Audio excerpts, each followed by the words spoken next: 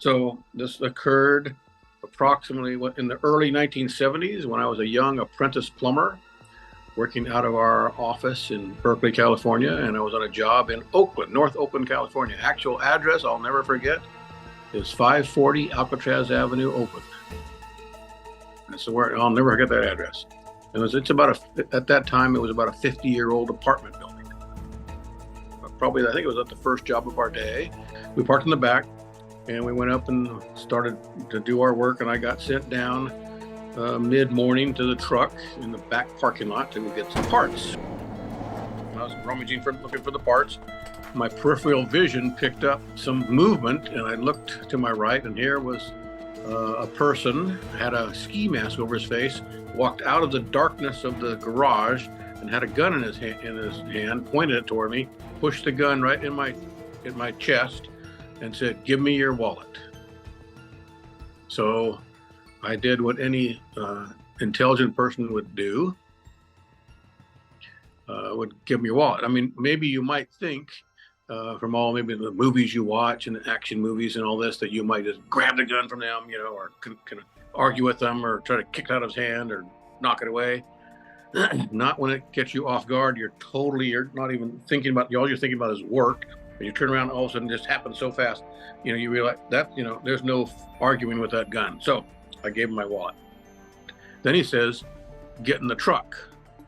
So I went over and I opened the door of the truck. I sat in the driver's seat. And he said, "Lay down." So then I lay down.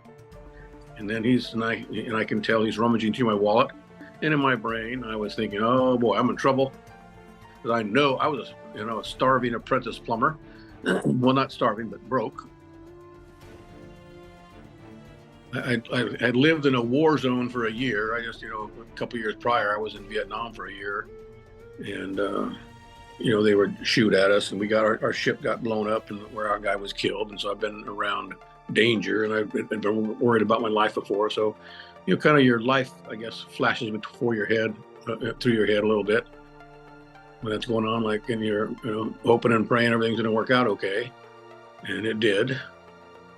Why didn't I do this? Why didn't I, challenge him? Why didn't I try to, say, "Hey, we meant to hold it," and then maybe knock it out of his hand, or all the whys, and maybe I should have manned up, But then you hear all the stories in their hand, but people doing that and they get shot and killed. Is it worth it for a buck?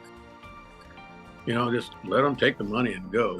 And then you get then after a while, then you're angry.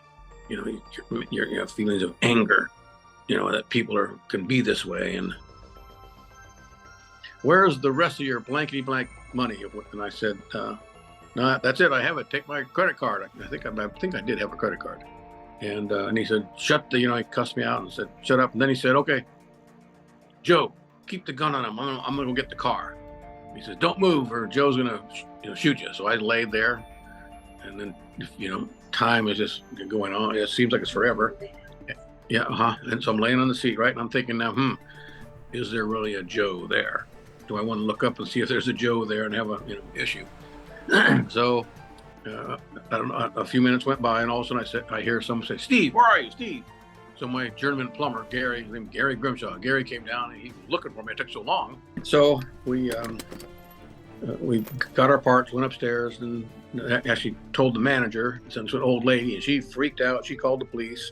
The police came and took my report. And about first that we jumped in the car. So we jumped in the cop car with him. We drove around looking for this guy, and we didn't see anything. So we went back to work, finished our job. So as I've told this story over the years, I asked people, so how many people do you know have been held up? And a lot of them say, "Well, I don't know anybody." Okay, so if you don't know anybody that's been held up, and now you know me, I've been held up once. So what's the odds of me being held up twice are really, really slim, right? So I don't have to worry about getting held up anymore.